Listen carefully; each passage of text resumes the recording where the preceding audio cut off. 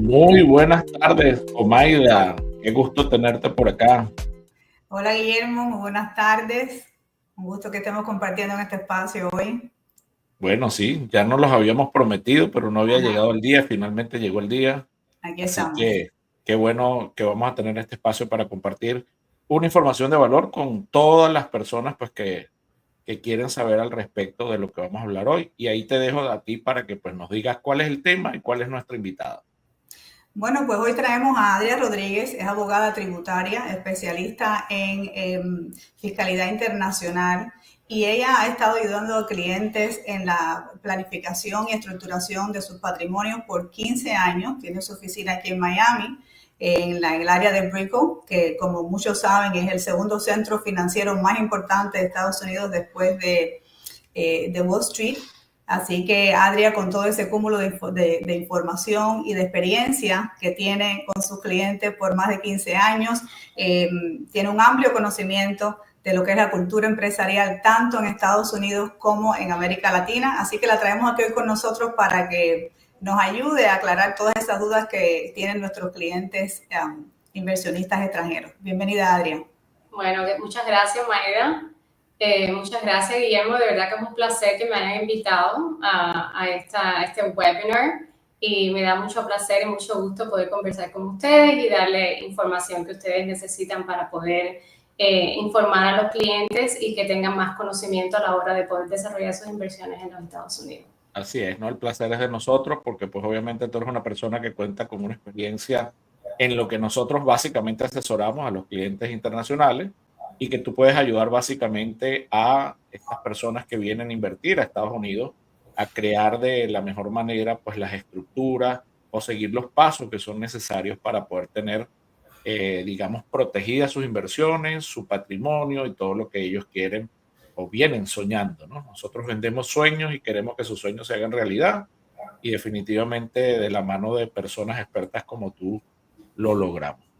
Bueno, yo te tengo una pregunta así de entrada para que entremos en materia, ¿no? Fíjate que nos preguntan mucho nuestros clientes, a veces, bueno, si debo abrir una estructura jurídica dentro de la Florida o debo usar otro estado, porque obviamente hay estados que tienen algunos otros beneficios, como puede ser Delaware, Nevada. Eh, ¿Qué tú tienes de respuesta para esa pregunta?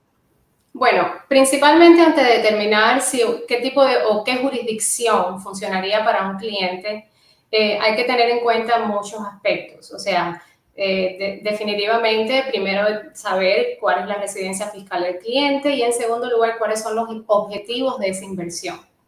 Por ejemplo, sí es cierto que, por ejemplo, muchos clientes se inclinan a formar empresas o sociedades en Delaware, porque definitivamente Delaware es una de las jurisdicciones que ofrece más confidencialidad o anonimato, si se quiere llamar así, porque cuando se registra una compañía, una LLC o una corporación en Delaware, definitivamente hay información que no es pública, ¿ok? Como por ejemplo quiénes son los dueños, quiénes son los directores, quiénes son los managers. Y muchas veces hay clientes que prefieren ese anonimato por muchos motivos, dentro o fuera de los Estados Unidos, para preservar sobre todo debido a que en muchos países hay temas de secuestro, etcétera, ellos prefieren tener ese tipo de anonimato.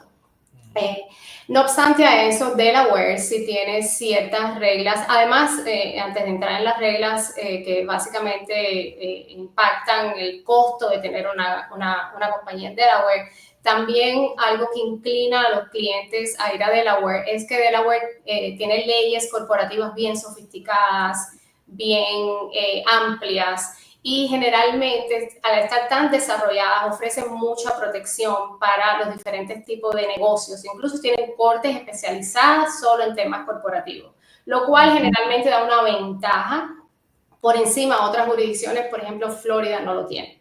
¿Ok? No obstante a eso, la formación y el mantenimiento de una compañía en Delaware por lo general tiende a ser más costosa. La formación, el mantenimiento, sobre todo porque la compañía tiene, o sea, el dueño o el manager tiene que presentar un annual franchise tax, ¿ok?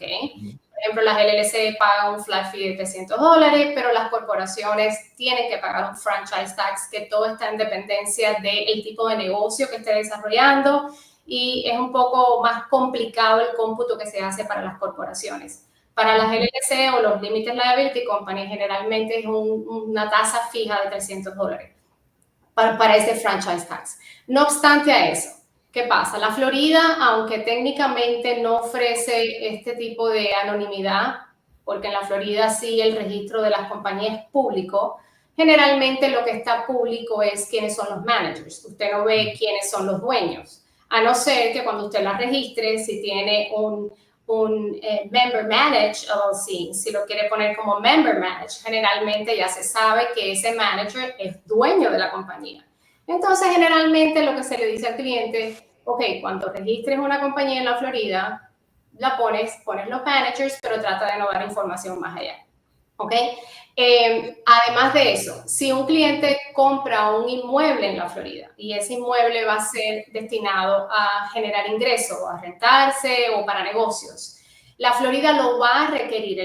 Las leyes de la Florida requieren que cuando una compañía adquiere un inmueble en la Florida para producir ingresos, tiene que ser registrada en la Florida. Por lo tanto, si se registra en Delaware, no va a hacer mucho sentido si el inmueble se va a adquirir en la Florida, porque de lo contrario va a tener una registración que mantener en Delaware y además de eso se va a tener que registrar en la Florida. Entonces, lo cual puede ser un poco engorroso. La Florida, aunque no ofrece tanto anonimato como Delaware, sí es menos costoso lo que es el proceso de formación. Los fees son bastante asequibles. Además de eso, la renovación anual es bien, tampoco es costosa. Bien sencilla también, ¿no? Que eso es un proceso. Muy sencilla, correcto, muy sencilla comparada con Delaware. Además, como en cada jurisdicción, esas compañías tienen que tener un agente registrado. Por lo general, en Delaware, el costo del agente registrado es mucho mayor que en la Florida. Entonces, bueno, todo está en dependencia de qué es lo que el cliente está persiguiendo detrás de esa inversión. Si, por ejemplo, es una propiedad que se va a rentar, definitivamente no va a hacer mucho sentido quizás registrarla en Delaware, quizás va a hacer más sentido tenerla en la Florida. Si es un inmueble que están adquiriendo para uso personal o para preservación de activos, quizás el cliente va a preferir Delaware. Al final de la jornada, todo está en dependencia de cuáles son los objetivos de inversión. Además... Y antes de que pasemos a la otra pregunta, Adri, perdón que te ataje ahí, ¿contablemente hay alguna diferencia? Además de esta que me estás diciendo que es un tema básicamente de anonimato y de protección a los inversionistas, ¿contablemente habría alguna diferencia entre hacerlo en Florida y en otro estado? Bueno, todo está en dependencia del tipo de compañía. Si es una LLC transparente o es un partnership, va a ser lo mismo si es en Delaware que si es en la Florida. Si es una corporación, igual. Contablemente creo que se mantiene igual. Todo es un tema de si la corporación tiene que pagar un franchise tax más alto, si es una LLC. Eso es lo que los va a distinguir, básicamente. En esencia, esos son y por ejemplo, si estamos hablando de ya inversiones más grandes como Venture Capital, están tratando de recaudar fondos de inversión, generalmente Delaware, para inversiones más pasivas, fondos de inversión privados, Delaware es una jurisdicción más atractiva. Cuando tienen un negocio más pequeño, cuando es adquirir real estate para rentar en la Florida, realmente creo que les recomendaría mejor que fuera en la Florida. De todos modos, la compañía se va a tener que registrar en la Florida, aunque se haya formado en Delaware. Eso era una pregunta que quería atar a esto, ya que estamos conversando. Tengo una clienta hace muchos años que ya tiene propiedades aquí en la Florida, y cuando yo empecé a trabajar con ella tenía sus corporaciones aquí registradas en Son Beach, pero después que fui a hacer otra transacción, años después, me doy cuenta que ahora la corporación tiene una en Delaware, o la entidad legal que haya sido que abrió. Entonces, no sé si tal vez que abrió como una sombrilla para poner las otras corporaciones debajo de esa. ¿Eso también es algo que se puede hacer? Pudiera ser. Hay clientes que, por ejemplo, forman una compañía en Delaware que va a ser la holding company, vamos a llamarla así.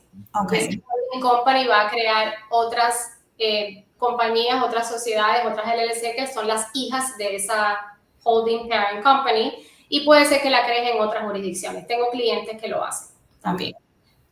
Y definitivamente eso también sirve para proteger de alguna manera, porque una de las recomendaciones, Adri, si nos puedes hablar de eso, que es importante, eh, una de las recomendaciones que siempre hemos oído de la parte legal y de la parte contable es que cuando tú haces inversiones en bienes raíces, sobre todo si tienes muchas propiedades, pues utilices una figura o una estructura legal para cada una de ellas. Sí, ¿Por qué nos comentas de eso y por qué es importante a veces estructurar? Porque la gente dice, bueno, ¿será que ahora voy a tener que gastar más? ¿Será que ahora voy a tener que poner más impuestos? Y de verdad tiene un gasto anual, pero el beneficio creo que va mucho más allá que el gasto anual, ¿no?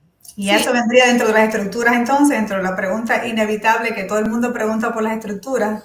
sí, generalmente se recomienda cuando los clientes desean adquirir varios inmuebles, Propiedades. varias propiedades, se recomienda que tú tengas una holding company que viene siendo como la matriz y esa matriz va creando diferentes subsidiarias que son las que van adquiriendo los bienes, o sea, los inmuebles. Ahora bien, si tienes un bien inmueble en una LLC o tienes múltiples, depende del valor, ¿ok?, de esos inmuebles que estás adquiriendo, porque también tienes que tener en consideración el costo, ¿ok?, que viene con esto. Además del tipo de estructura.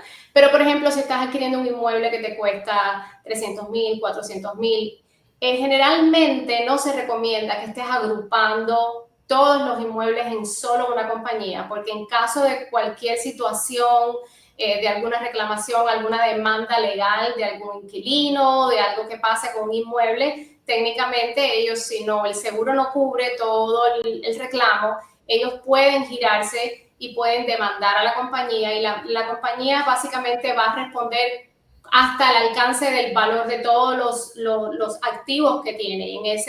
En esa sombrilla tienes que incluir todo el real estate que tiene. Entonces, generalmente, para evitar estas cosas, lo que se hace es que se agrupan los real estates en diferentes compañías y de acuerdo al valor. Por ejemplo, si tienes una propiedad antiguamente, sobre todo, que ya no es tanto, ya esos precios aquí en la Florida de 150,000 no se ven mucho. No creo.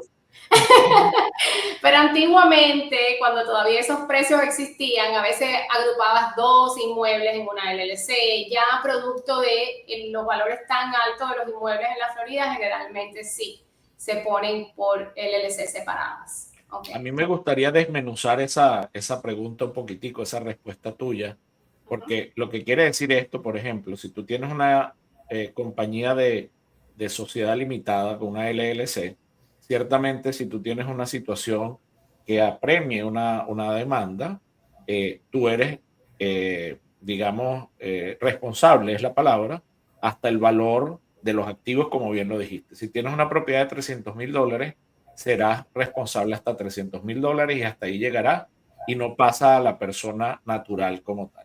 Pero si tú agrupas bien, y esto quiero como que me lo afirmes para dejarlo claro a la audiencia, si tú agrupas tres y ese grupo de tres suma $1,000,000, tú eres responsable a través de esta compañía hasta el $1,000,000 que tiene tu portafolio de inversión. Y creo que esta es la razón primordial de por qué no hacerlo empaquetadas en todo, ¿cierto, Adri? Eso es correcto, eso es correcto.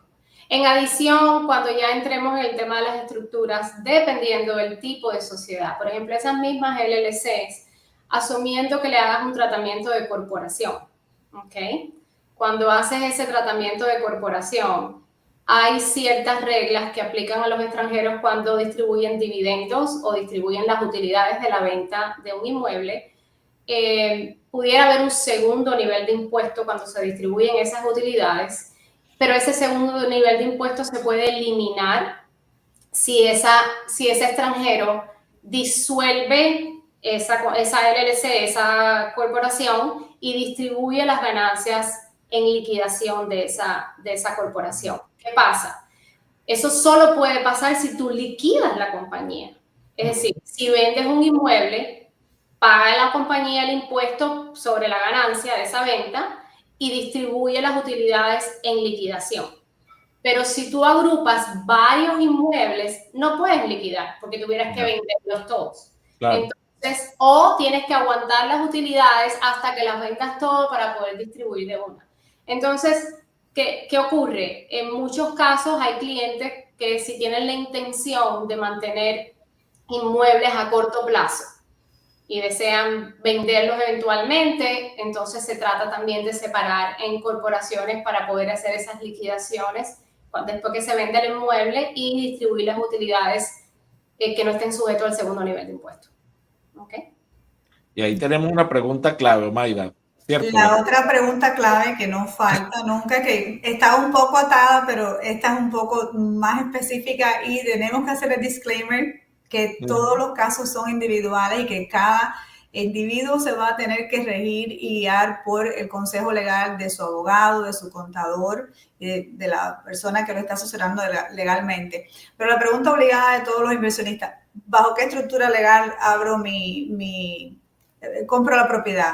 ¿Cuál es la mejor? ¿Cuáles son las opciones? Entonces, si nos puedes hablar un poquito de cuáles son los tipos de estructuras legales que existen y las diferencias o ventajas, mejor dicho, ventajas y desventajas de estas estructuras.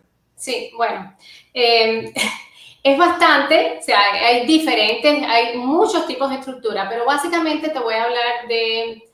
Las más comunes. Las más comunes, pero también para que los clientes entiendan los riesgos de a veces comprar las propiedades de la manera que he visto en la práctica que ocurre.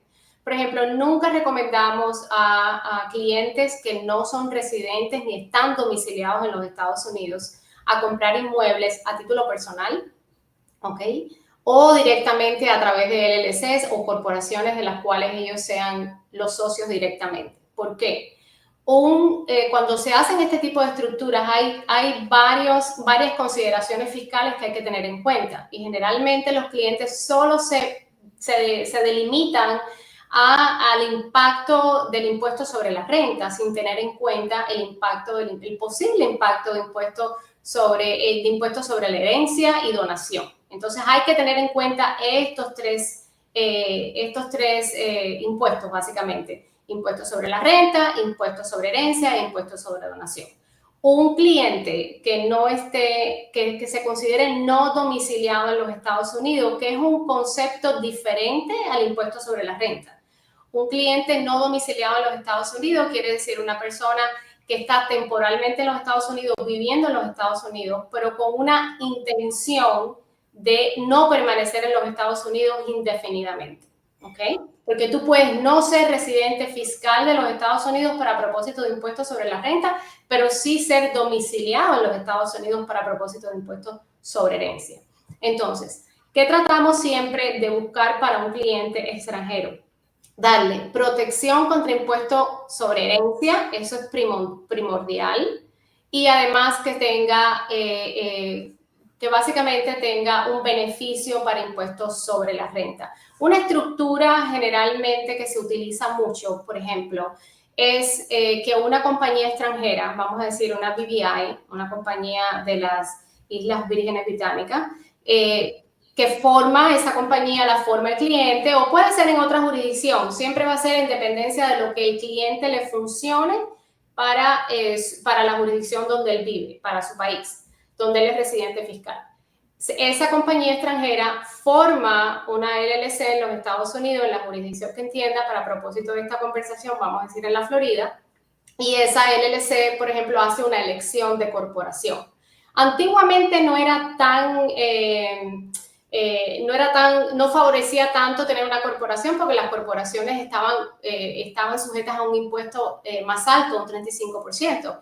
Pero desde que la tasa impositiva de las corporaciones bajó un 21% flat, o sea, fijo, es muy atractivo este tipo de estructura porque esa corporación extranjera crea la corporación en los Estados Unidos o una LLC con tratamiento de corporación y esa compañía doméstica adquiere el inmueble. Mientras ese inmueble se esté rentando, la corporación va a pagar a una tasa de impuesto federal de un 21%, ¿ok? Sobre el ingreso neto después de haber tomado todas las deducciones, todos los créditos, y a nivel estatal, por ejemplo, en la Florida, va a pagar un 5.5% de impuestos estatal, ¿ok? Básicamente termina pagando aproximadamente un 26-26.5% de impuestos sobre las utilidades netas, ¿ok?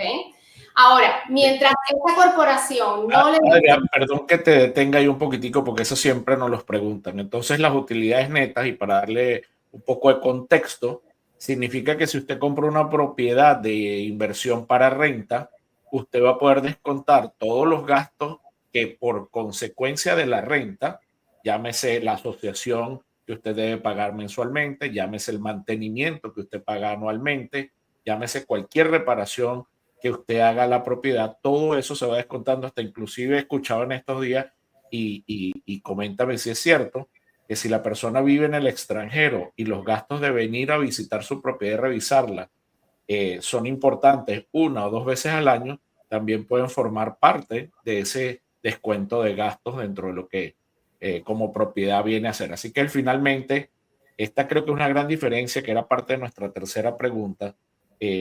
Cuando una persona compra a título personal, no puede hacer este tipo de descuento ni puede hacer este tipo de beneficio. ¿Correcto, Adrián? Bueno, cuando compras a título personal, vamos a ver para poder finalizar con las corporaciones. Sí, definitivamente esas utilidades netas son después de haber tomado deducciones por gastos y créditos que puedan tener.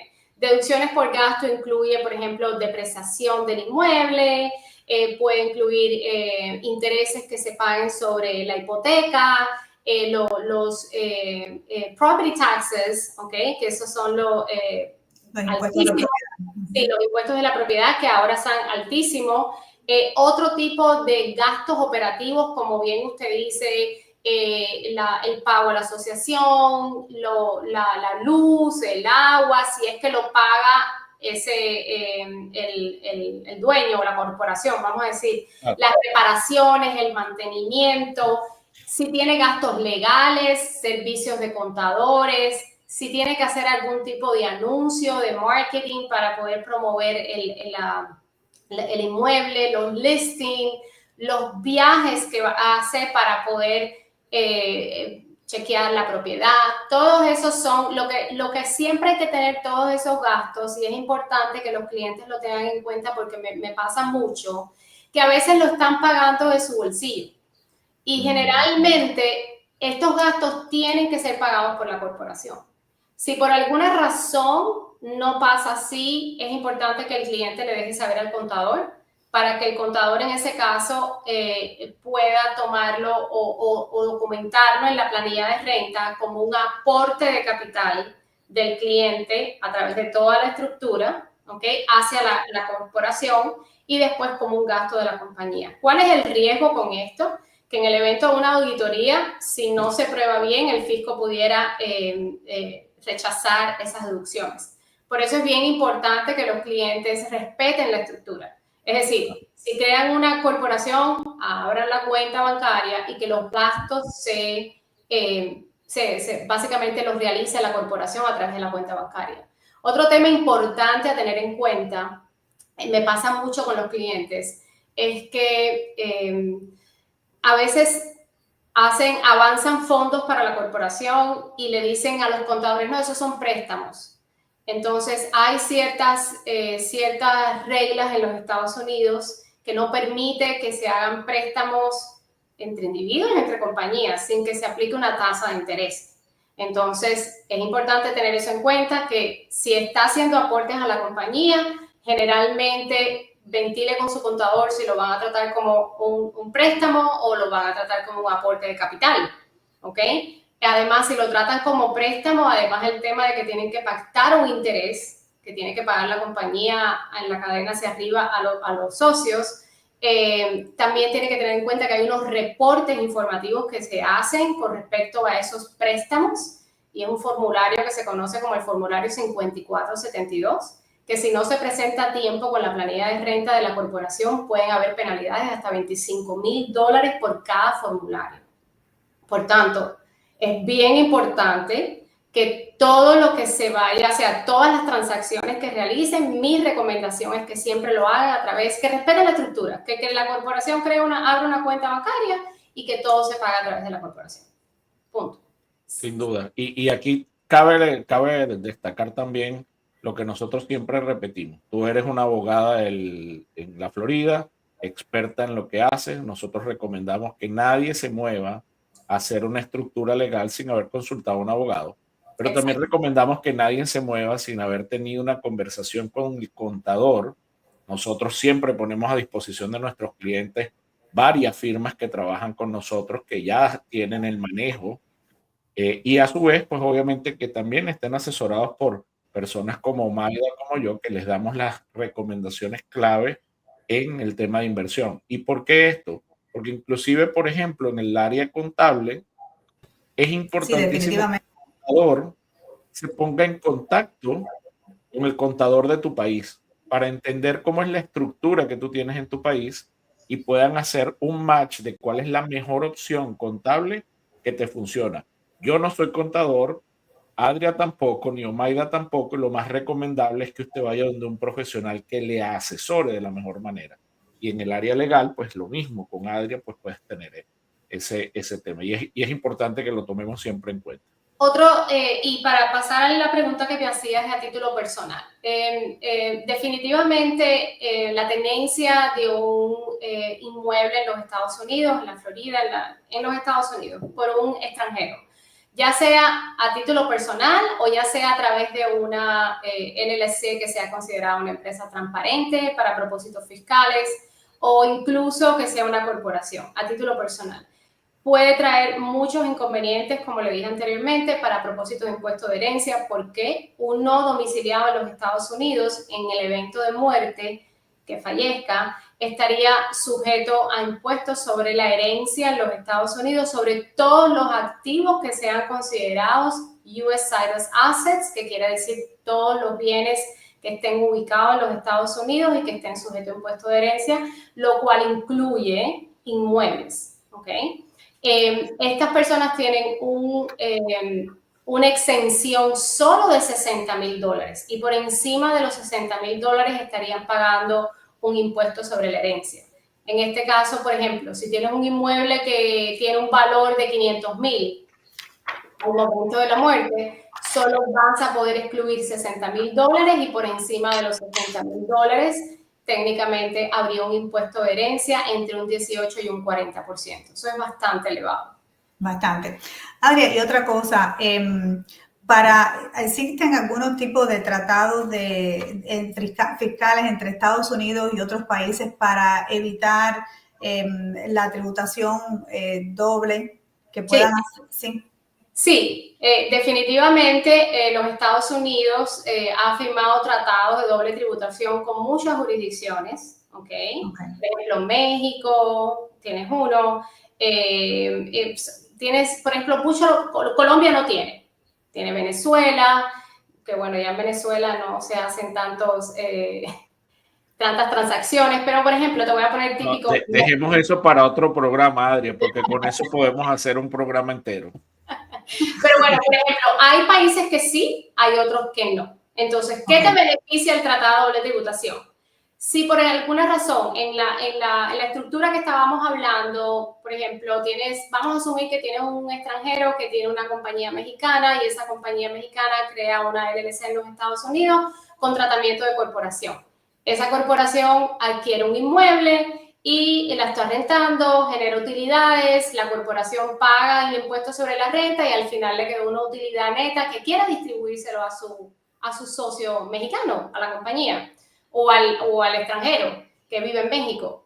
Técnicamente, si seguimos las reglas de los Estados Unidos, hay una retención de impuestos sobre esa distribución de dividendos y en los Estados Unidos sería un 30%, a no ser que sea reducido por un tratado fiscal. En este caso, para México, hay una deducción y hay una reducción de ese segundo nivel de impuesto y puede estar entre un 5 y un 10%. ¿Ok? Entonces, definitivamente, sí es beneficioso en el caso de los clientes que vivan en países donde hay tratado de doble tributación. No hay muchos tratados de doble tributación con países latinoamericanos, pero sí hay sus excepciones y siempre es bueno analizarlo. Una otra estructura, rapidito, para decirte así también, que sería muy buena. Hay clientes que me dicen, mira, yo quiero crear un trust, ¿ok? Que es un fideicomiso, y que ese fideicomiso sea el que adquiera los inmuebles. Definitivamente no les recomiendo que el cliente extranjero tenga un fideicomiso que sea considerado un fideicomiso revocable, porque eso es como nada, es como si la tuviera el cliente, sino generalmente sería un fideicomiso irrevocable. Lo que pasa con el fideicomiso irrevocable es que el cliente no puede crear un fideicomiso irrevocable para sí mismo, tuviera que crearlo para el beneficio de sus descendientes, por ejemplo. Pero si crea ese fideicomiso revocable para el beneficio de sus hijos, por ejemplo, ese fideicomiso puede adquirir bienes inmuebles a través de una LLC en los Estados Unidos, y definitivamente ese fideicomiso estaría pagando tasas impositivas en los Estados Unidos como un individuo, ¿ok? En caso de que haya una venta el día de mañana de ese inmueble, pueden estar sujetos, si tuvieron la propiedad o por más de un año, estaría sujeto a tasas, lo que se conoce como los capital gains o ganancias ocasionales a largo plazo, que tiene tasas preferenciales que oscilan entre un 15 y un 20%. ¿Okay? Pero el fideicomiso, disculpa, el fideicomiso irrevocable, entonces sí los protegería en la herencia, por ejemplo, para que la deducción sea mayor que los $60,000 solamente. Es correcto. Okay. Ese fideicomiso sí te protegería contra el impuesto de herencia. Lo que pasa es que tengo clientes que a veces me dicen, bueno, pero lo puedo usar.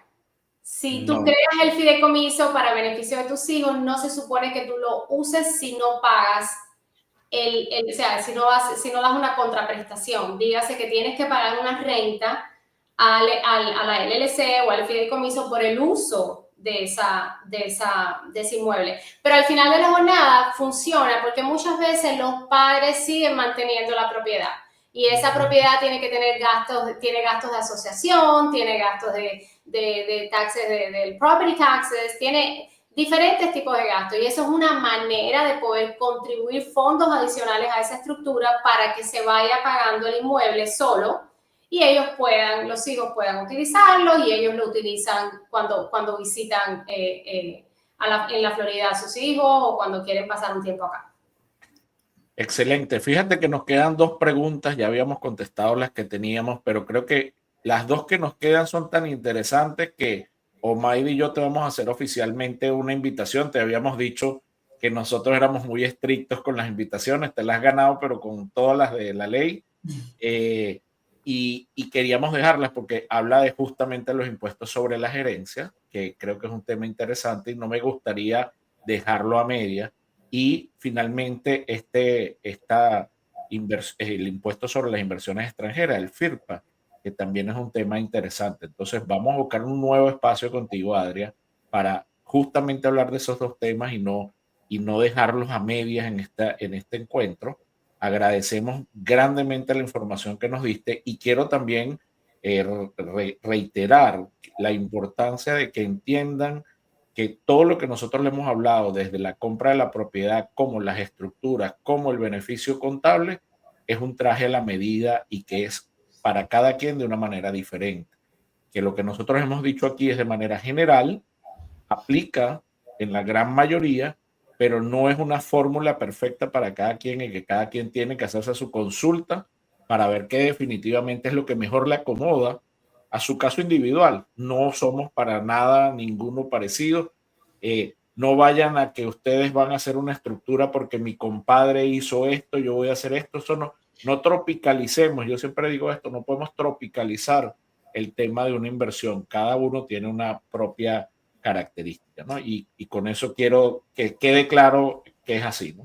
Guillermo, y eso es muy buen punto que estás tocando, y te digo porque lo veo constantemente en mi práctica. Desafortunadamente hay clientes que crean estructuras que después es muy difícil poderlas reestructurar, porque hay muchas limitaciones para la transferencia de inmuebles, y básicamente casi todo se impacta con el FIRPTA, como bien comentaste. Entonces, a la hora de poder reestructurar estas estructuras iniciales que no se diseñaron correctamente, que no le dan la protección al cliente necesaria, puede llegar a ser muy costosa, e incluso a veces no es ni tan siquiera posible hacerlo. Entonces, eso es tan incómodo como llegar a una fiesta de etiqueta con un traje de baño. Por eso es bien importante tener en cuenta estos asuntos y no crear estructuras sin contemplar esos 3 requisitos que les comenté, y especialmente el impuesto sobre la renta e impuesto sobre la herencia, que muchas veces se obvian. Y lo otro que también yo creo que podríamos dejar para la próxima conversación, Guillermo, adicionando las 2 preguntas que nos quedaban, era la repatriación de las ganancias. ¿Qué pasa y cuánto me cuesta si quiero llevarme las ganancias de vuelta a mi país de origen? Yo pienso que sería un tema que podemos dejarlo para la próxima. Están mezcladas, ¿no, Adrián? Ahí tocamos un poquito, porque les di como que una idea de cómo poderlos repatriar sin tener que pagar un impuesto adicional. Okay. Así es. Agradecemos tu tiempo, Adrián. Una vez más, pues nos has dado una información de mucho valor. Estamos simple y llanamente conectando próximamente y le vamos a dejar saber a nuestro público. Han estado pasando nuestras redes sociales, se pueden conectar con nosotros y muy pronto les vamos a compartir otro enlace pues con Adria y esta información que nos quedó pendiente. Omaida, unas últimas palabras antes de irnos. No, que le quería agradecer a Adria por acompañarnos también y compartir su conocimiento, que es muy amplio, como le dije, con todos estos años de experiencia. Ella tiene mucho conocimiento referente a todo lo que es la estructura corporativa y todo lo que tiene que ver con la cultura empresarial en Estados Unidos y Latinoamérica. Así que gracias, ¿no?, por compartir con nosotros y compartir tu conocimiento con la audiencia. Bueno, Adrián, de verdad que muchas gracias por invitarme y ha sido un placer y aquí estoy para la próxima. Listo, que tengan muy buenas tardes. Gracias a todas las personas que se conectaron con nosotros. Los veremos en un próximo encuentro con más información de valor. Gracias, buenas noches. Bye, buenas noches. Gracias a ustedes.